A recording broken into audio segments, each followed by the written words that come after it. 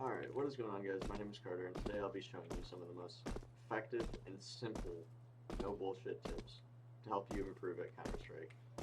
And these are some of the most simple things you can do, but there's some of the fundamentals, and if you hear pros talk about it, they will always talk about how the fundamentals are some of the most important things in the game. Mastering the fundamentals will make you a great player. And that's why I recommend taking a look at these tips, trying them out, implementing them in your own gameplay, and seeing what kind of results that you can get, because they're some of the most effective things, basic things, but a lot of new players or even seasoned players don't do some of these things, and if you start doing them, I think it can really help your gameplay, help you get to that next level, whether it's next Faceit level, you know, whether you want to hit Faceit level 10, whether you want to get to Premier 20k or 15k or whatever your goal is. These tips can help you out, give you some sort of idea of what you should be practicing, and just how to improve at the game. And yeah, I think these tips will be really helpful. Check them out. Let me know how it goes for you in the comments, and let me know what kind of videos you guys want to see next. The first thing is going to be peeking. And I see this, and people still don't really understand peeking. Peeking certain corners, certain ways, is how great players stand out from average players. So I'm going to show you guys real quick. If there's an enemy here, and I'm right here, and I'm trying to peek this, like from this close corner. If I don't know this guy's here and I'm swinging like this, let's say I'm like even jiggling, he's gonna see me. He can see my shoulder right now. He can see me. I'm not hidden. Like, this is a terrible spot to peek from, because he can already see me, right? He's gonna have the advantage. He's gonna know where I am, know where to place his crosshair to hit me in the head, and start shooting before I even go around the corner. And when he starts shooting, if he doesn't headshot me, he's gonna hit me and slow me down and mess up my shot and my counter strafe.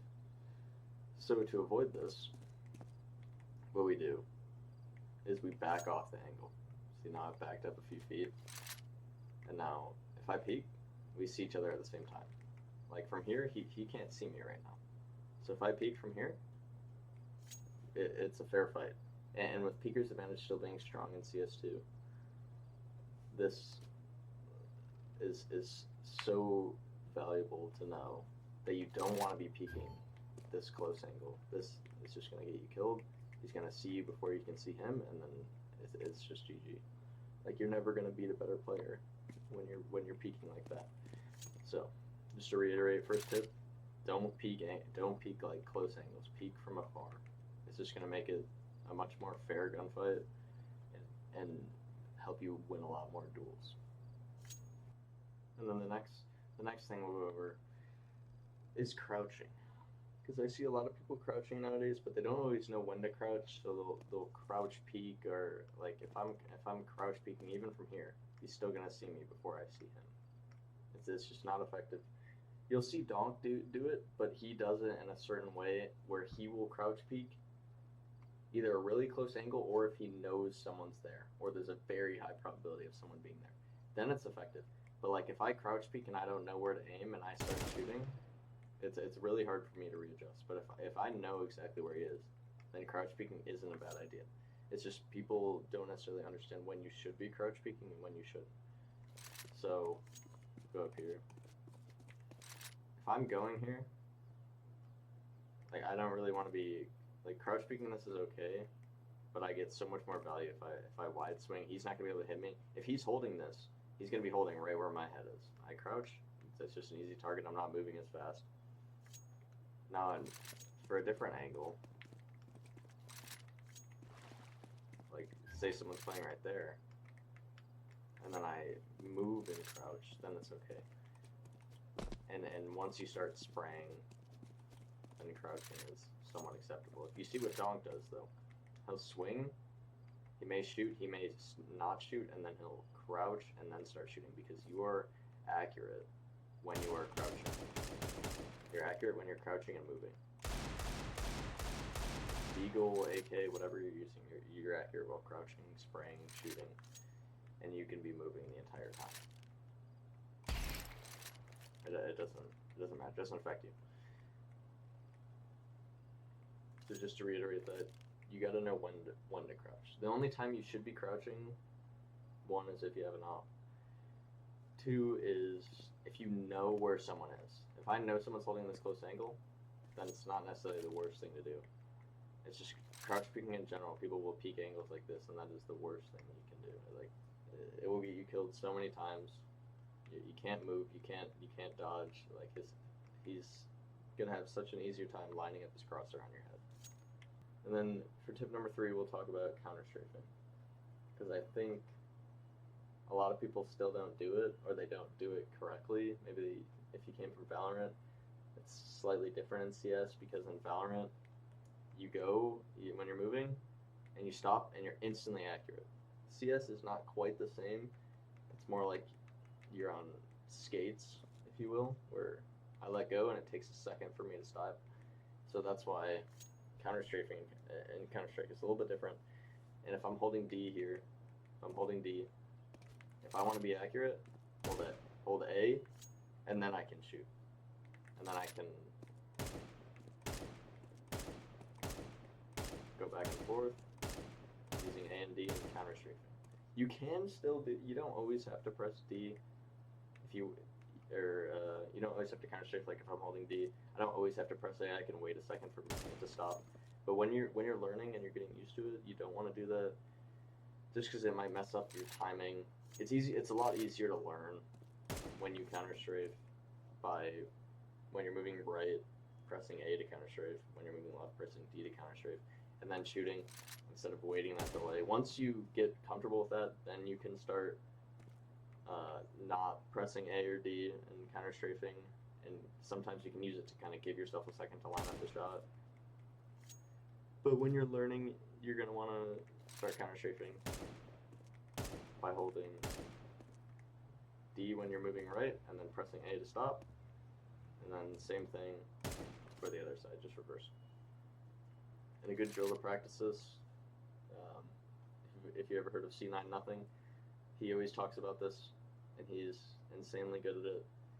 What he'll tell you to do: shoot, counter strafe to a spot, shoot, counter strafe back, shoot, and just repeat this until you're comfortable and you can land your shot every time without it doing something like this, like that.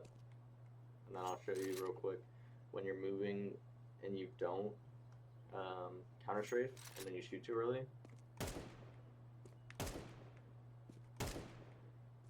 My shots are like hitting like right here. They're not going where I'm aiming. So that's just one thing we want to avoid, and we want to learn how to counter strafe, because it's the most effective, fundamental, and part of your mechanics that you can have in Counter Strike, and it'll make you just such a good player.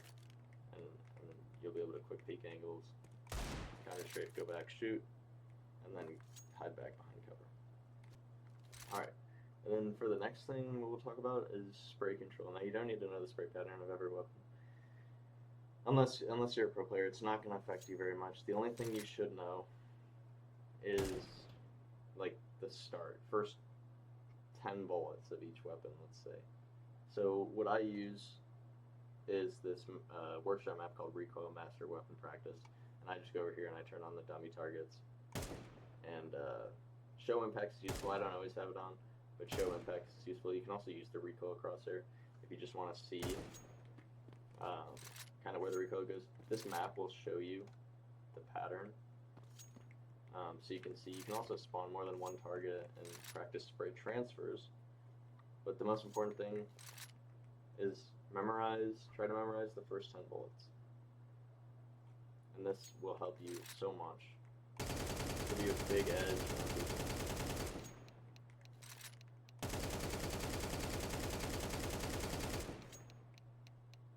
And then you can see your accuracy down at the bottom. Now I'm not spraying the best right now, but you can see hits fired 21 out of 30. It shows me where my shots hit: 1 in the head, 6 in the chest, 14 in the stomach. And you can see, and then you can practice spraying where you want to spray. And then you can go, let's say, with number 4.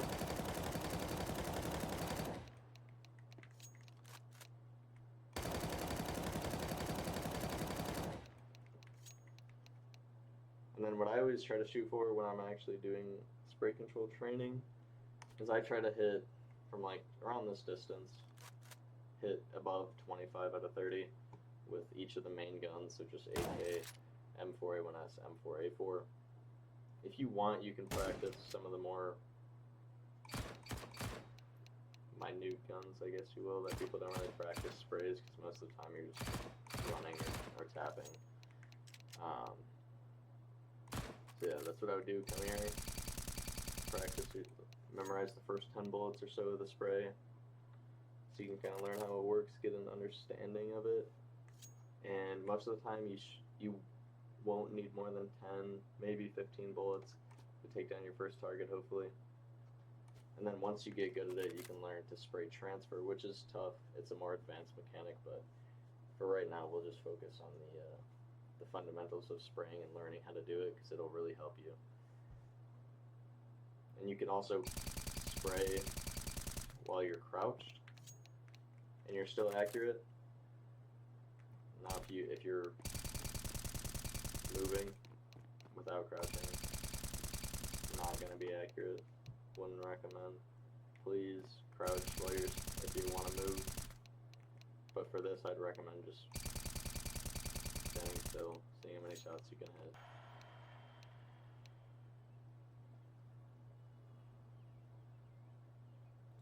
Alright, so for the next thing, we'll talk about crosshair placement. And this also goes hand in hand with counter strafing, and I'll explain why in just a minute.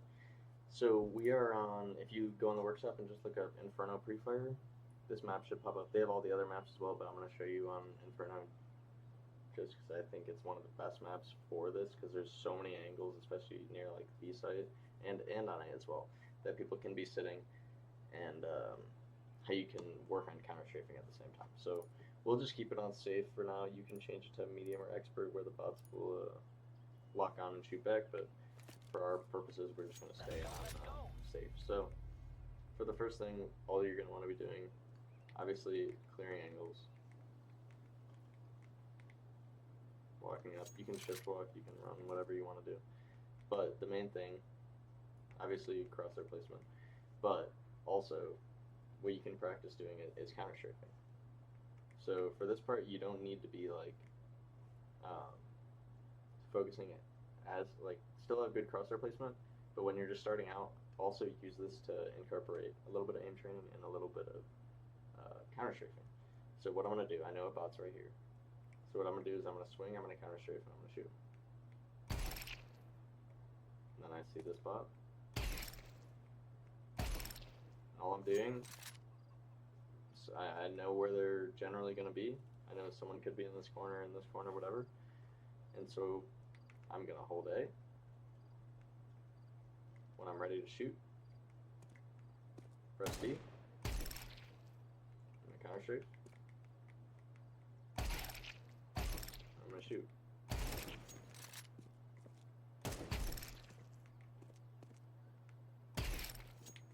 That's all there really is to it. It's a great way to either get warmed up or just to train your crosshair placement, train stuff like that. Here, I'll show you real quick, just because there is so many angles on the B-bomb site. So like if I peek from here, that guy up top can see me. So what I want to do is stay close, see him, counter strafe, clear angles. And this is just going to help you massively, especially when you're entering onto site, clearing out angles, but also as you get better, doing it with some speed. Alright, and then the next thing I want to talk about is utility. Now, while I do recommend looking at specific lineups and everything, because it'll help you out tremendously, what I want to show you here is, if you want to call them concepts, just how you can use, like, let's say you're in a sticky situation and you need to use a smoke. A lot of people, let's say you're on A, on Mirage, you pushed out, your team died, you're last alive, you know someone's jungle, it may be stairs, but you think there's no one CT. A lot of people will just try to cross, you know, maybe you get across, but chances are you die. So, for this, we can either toss a smoke right in between here. if we know, let's say we know they're both here, all I have to watch is stairs now. Someone could swing out from here, it's not likely. All I have to watch is stairs now. Say I want to smoke CT. I know we got CT. CT is going to be a hard angle for me to clear. I'm gonna watch jungle or stairs, and I'm gonna creep over here. Now if I have a molly, maybe I try to molly stairs. Maybe I try to molly jungle. Maybe I molly ticket. I know someone's taking it. And I chuck one back there. You know. People, like, this is just a great example on Mirage because people get stuck here so often, and it is a tough spot. But there are some ways you can counteract that. Also, flashes. Flashes don't always have to be a lineup or some preset plan that you need to throw. Flashes can be extremely effective just as the tool they are. People will be scared to peek if they knew you throw a flash, give you a second to cross. Like let's say I'm trying to cross here, try to high flash, and I cross. If anyone's here peeking out or here, they'll get blinded. CT even, they'll get blinded. And there's a few ways you can throw it. You can throw something like that, so it pops over your head, doesn't full blind you. You can just throw it straight up, and then I peek out. Or throw it behind yourself, and peek out. Don't get full blinded. And it's just a nice effective tactic to kind of to ward people off of peeking you. Combine that with, let's say, this smoke here. Safe from stairs, safe from CT. I can peek stairs. Then I can peek CT. If I know no one's CT, I can plant. And then there we go, I have sight. It's just, a lot of people don't understand like basic things like that. Also like Molotovs. I see so many times in my basic games, level 10s, no one will fucking clear. No one will clear this. And it is the most frustrating thing ever. And there's a couple ways you can do it. The basic one. Take out your molly. Aim kind of in the middle of this A. Walk into the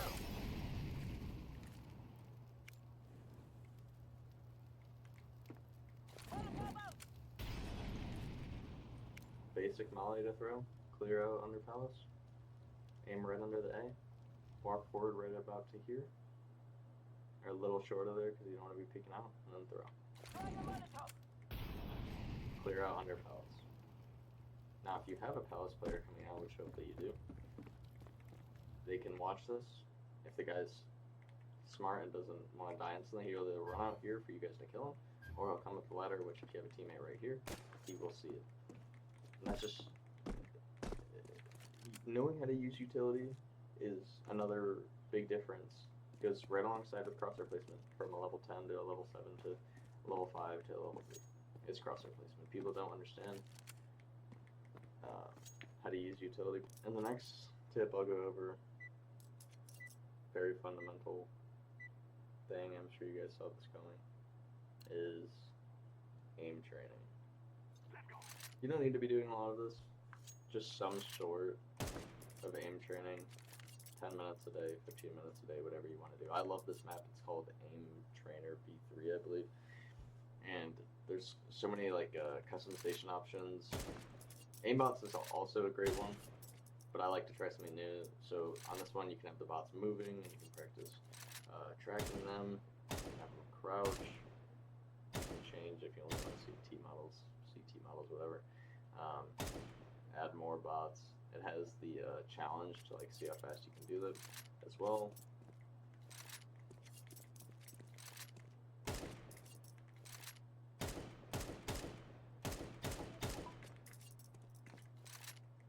And then it has all these nice little things, which when I'm aim training, I actually like to go spread NOOB model and then aim punch, just because it makes it feel a little bit smoother when I'm only trying to practice aim and not recoil or anything like that.